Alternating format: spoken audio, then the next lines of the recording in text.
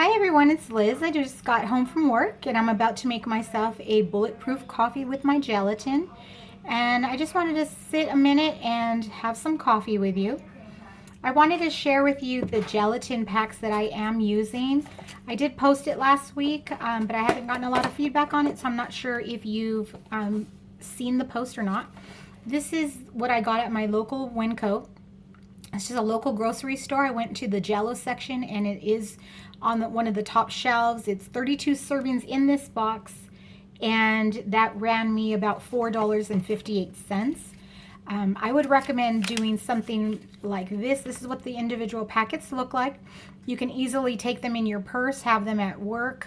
Tonight I'm going to have it as my bulletproof coffee for my evening. I did have a sizable lunch. It was good. I had chicken fajitas with broccoli.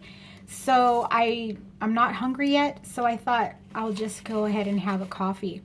What I do is I add 1 tablespoon of butter and a tablespoon of MCT oil, which is the organic oil. It doesn't have any additives in it. It's just 14 grams of fat, 130 calories. If I were to have a bulletproof coffee while I'm intermittent fasting, I would not use the gelatin because gelatin does add 7 grams of protein and it will definitely break a fast. For myself, I find that if I use the MCT oil and the butter in the morning, it does not spike any insulin for me, and I am able to continue with my fast and continue on throughout the day without having a need for other snacks or anything like that because I do remain full. Again, with the gelatin in it right now, it's going to just be an extra coffee that I'm having today and not a fasting type coffee. I just wanted to sit with you for a few minutes and kind of talk to you about things that I've learned over the last week. I've posted a video from Dr. Ken Berry. I know that most of you see that I do usually promote his videos because 1, he's a medical doctor. 2, he's very no nonsense and he explains things in a way that most can understand with not a lot of jargon as far as medical jargon and, you know, your percentages and all of these large words that I would have to look up the word to understand what they're talking about. And he's very real, so I do listen to his videos. I find myself changing things up often.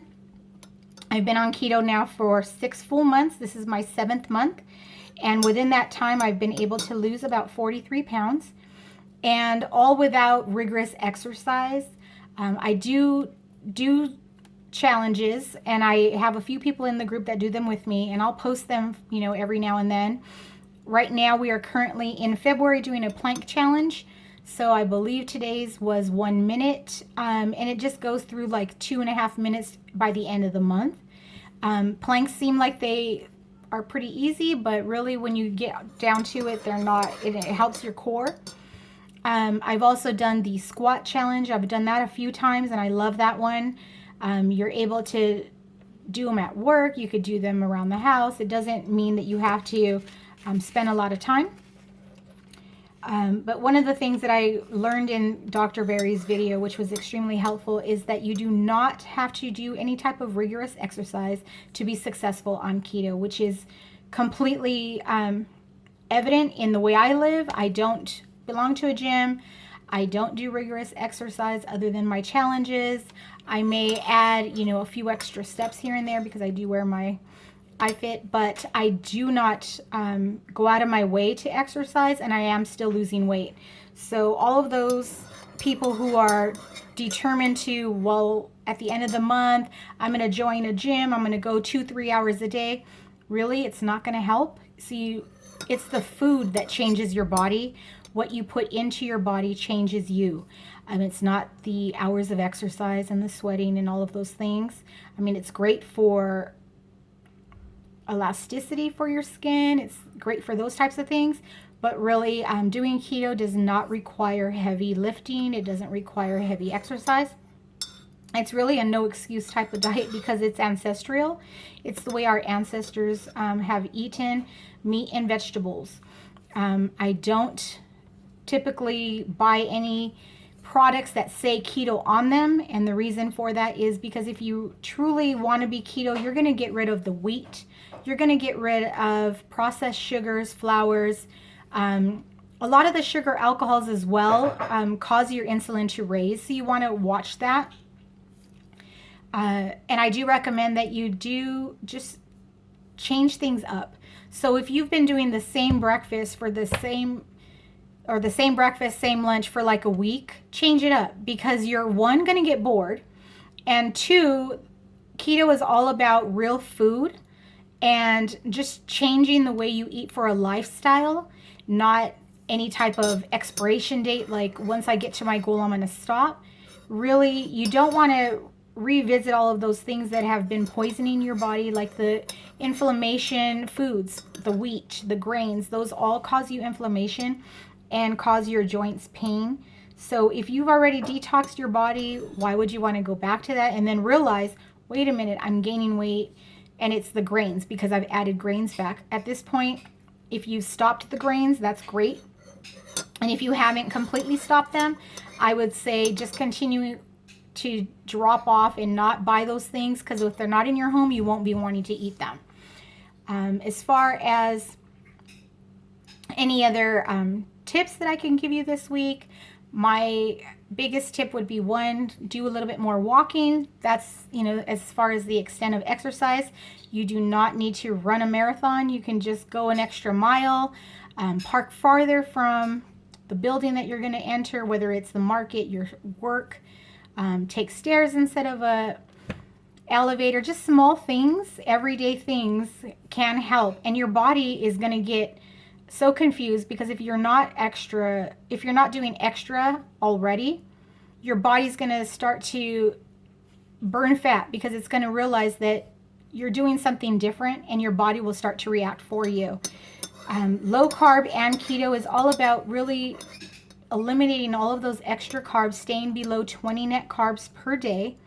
Really helps you. You don't really have to buy any keto meters. You don't have to buy low carb pea sticks. None of those things, because if you know that you are staying below 20 a day, you're eventually going to get into ketosis. And it takes about 4 to 5 days for you to start feeling the effects of it. In the meantime, I would recommend that you drink the electrolyte water. You can get vitamin water zero. That works wonders. Powerade Zero is a great one.